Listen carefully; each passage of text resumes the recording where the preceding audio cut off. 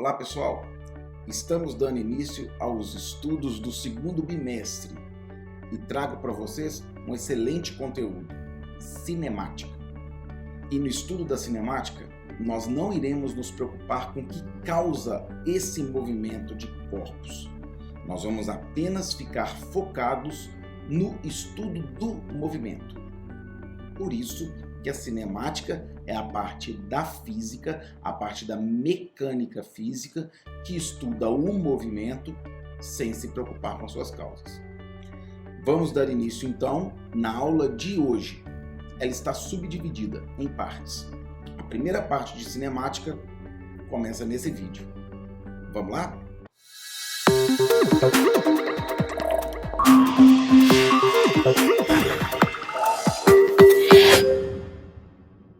Então é isso, pessoal. Vamos dar início aos nossos estudos de cinemática. E quais são os conceitos básicos que nós temos que saber, que nós temos que conhecer antes de começar a falar sobre a cinemática, propriamente dita, os tipos de movimentos? Antes de tudo, nós temos que conhecer esses 4 conceitos. O que é movimento? O que é repouso? Trajetória e referencial.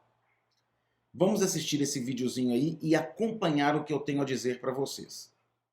Vemos aí um trem que está passando lentamente por uma estação.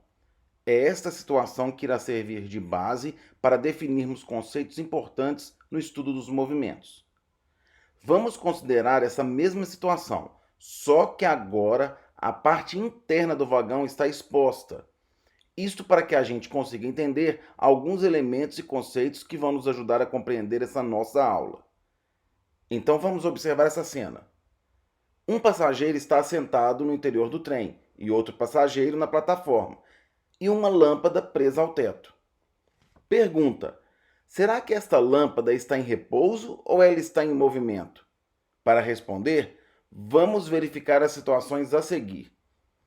Se nós considerarmos o ponto de vista do passageiro assentado no interior do trem, a lâmpada estará em repouso, pois a sua posição em relação a esta não muda. Isto que estamos falando está representado pela seta vermelha.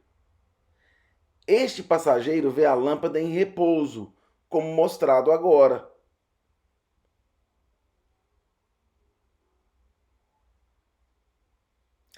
Já em relação ao passageiro na plataforma, a posição da lâmpada está mudando, de tal forma que para ele, esta lâmpada está em movimento. Vamos ver agora o que acontece com a lâmpada. Ela se desprende do teto. Qual será o caminho ou percurso que ela descreve enquanto cai? Para o passageiro no interior do trem, ela descreve uma reta, ou seja, uma trajetória retilínea. Trajetória nada mais é que o caminho percorrido por um corpo ao longo do seu movimento.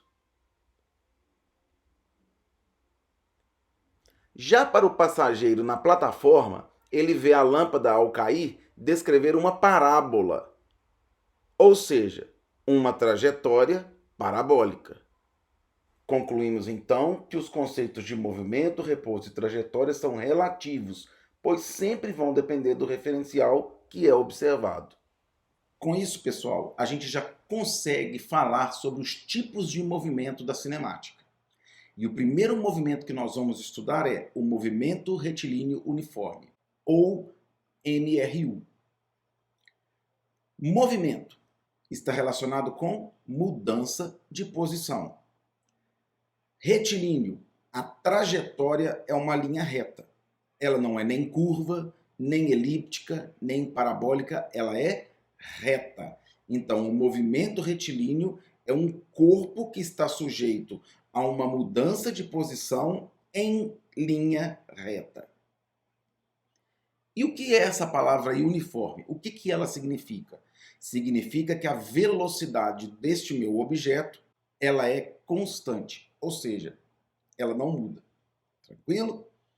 Movimento retilíneo uniforme. Se te perguntarem quais as características principais do MRU, do movimento retilíneo uniforme, É um corpo que está em movimento numa trajetória retilínea com velocidade constante, ou seja, a velocidade não se altera ao longo da trajetória. Vamos agora falar sobre o Sistema Internacional de Unidades. O que significa esse SI, o Sistema Internacional de Unidades? É uma convenção para que todo o mundo fale a mesma língua, fisicamente falando. E quais são as grandezas importantes e fundamentais que estão estabelecidas pelo Sistema Internacional de Unidades? É a unidade de comprimento, e a sua unidade no Sistema Internacional é o metro. O símbolo é um M minúsculo. A segunda, a massa, que a sua unidade é o quilograma, e o símbolo K minúsculo, G minúsculo. A grandeza tempo, a sua unidade é o segundo. Simbologia é um S minúsculo. Corrente elétrica é o ampere. Simbologia é uma letra A maiúscula. A temperatura, Kelvin, é um K maiúsculo. A quantidade de matéria é o mol. Simbologia é o mol. E a intensidade luminosa, que é o candela, a sua unidade. E é simbolizado pela letra C e D minúsculas. Tranquilo, pessoal? Então, as 7 grandezas do Sistema Internacional de Unidades são comprimento, massa, tempo, corrente elétrica, temperatura, quantidade de matéria e a intensidade luminosa. Aqui no estudo da cinemática, nós vamos nos ater às 3 primeiras. Comprimento, que a sua unidade é o metro, massa, que a sua unidade é o quilograma, e o tempo, segundo. Mas aí você pode me perguntar, mas Reinaldo, e se, por exemplo, a distância entre duas cidades, que são dadas em quilômetros, o que eu tenho que fazer? Eu tenho que fazer a conversão de unidades. Tranquilo? Aí eu tenho que lembrar daquela conversão básica, que 1 quilômetro equivale a 1000 metros. A mesma coisa para massa. 1 quilograma equivale a 1000 gramas. E a unidade de tempo, 1 minuto é igual a 60 segundos. Né? 1 hora é igual a 60 vezes 60 segundos. Ou seja, 1 hora equivale a 3.600 segundos. Então, sempre que eu tiver alguma unidade em algum exercício que a gente precisar de realizar, a gente precisar fazer, estiver fora da unidade do Sistema Internacional, nós temos que fazer essa conversão. Tudo bem, pessoal? Então vamos lá. Partimos então para o cálculo e o conhecimento da velocidade de um corpo. O que vem a ser velocidade de um corpo? Vamos imaginar uma situação. Se um corpo não muda a sua posição, a sua velocidade é 0. Por quê? Porque ele não sai do lugar. À medida que ele começa a se deslocar, ou seja, sai de um determinado ponto e vai a outro, ele precisa de um tempo para que isso ocorra, não é verdade? Então, percebam bem o que a gente falou. A velocidade está relacionada com uma mudança de posição de um determinado corpo num certo intervalo de tempo. Por isso, o cálculo da velocidade vem a ser a variação da posição dividido pela variação do tempo. Lembrando que variação significa final menos inicial. Se eu tenho a variação da posição, eu calculo a posição final, ou seja, a posição em que o corpo chegou, menos a posição inicial, que é a posição de onde ele saiu. A mesma coisa a variação do tempo. Tempo final menos o tempo inicial. O tempo inicial é o tempo que começou o movimento. E o tempo final é o tempo em que o corpo chegou. Tranquilo? Então, para calcular a velocidade, basta eu dividir a distância pelo tempo total gasto. Agora, qual que é a diferença entre distância e deslocamento? Será que tem uma diferença?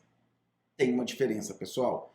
A distância é o trecho total percorrido pelo corpo, sempre tomando como consideração a trajetória descrita pelo corpo. É o que está representado aí, ó, na linha azul, quando o corpo sai de um prédio e vai até aquela casa. Quando ele sai do ponto A, onde está o prédio, e vai até a casa, onde está no ponto B. Essa trajetória de 50 quilômetros me indica a distância total percorrida pelo corpo. Agora, o deslocamento é sempre em linha reta. Por isso que ele pode ser considerado um vetor. Ele é considerado um vetor. É sempre a ligação do ponto inicial até o ponto final. Então, daí, ó, se eu traçar uma reta do ponto A até o ponto B, eu vou ter esse vetor deslocamento de 0 a 30. Então, percebam bem, nesse caso, a distância e o deslocamento são coisas diferentes, né? A distância aí, ó, é todo o trecho, todo o percurso que o corpo descreveu de A até B, 50 quilômetros. E o deslocamento é a linha, a reta que une o ponto inicial ao ponto final de chegada, né? Ao ponto final da minha trajetória. Cálculo da velocidade média. Também tem uma pequenininha diferença aqui, ó, entre velocidade média e velocidade escalar média. A maioria dos livros e a maioria dos exercícios de prova vão te pedir essa primeira aí, ó. Qual que é a velocidade média de um determinado corpo que descreve um determinado percurso? O que eu preciso? Eu preciso conhecer o deslocamento total desse corpo e dividir pelo tempo que ele gastou nessa viagem. Agora, se eu quiser calcular a velocidade escalar média, relembrando a você, escalar significa valor, significa número. Eu preciso conhecer o quê? A distância total percorrida pelo tempo total gasto. Percebam aí, ó, que na velocidade média nós temos aquele sinalzinho de vetor em cima do V, porque a velocidade média é um vetor e a velocidade escalar média não é vetorial. A equação horária da posição. Essa equação horária da posição, pessoal, sai exatamente da definição de velocidade.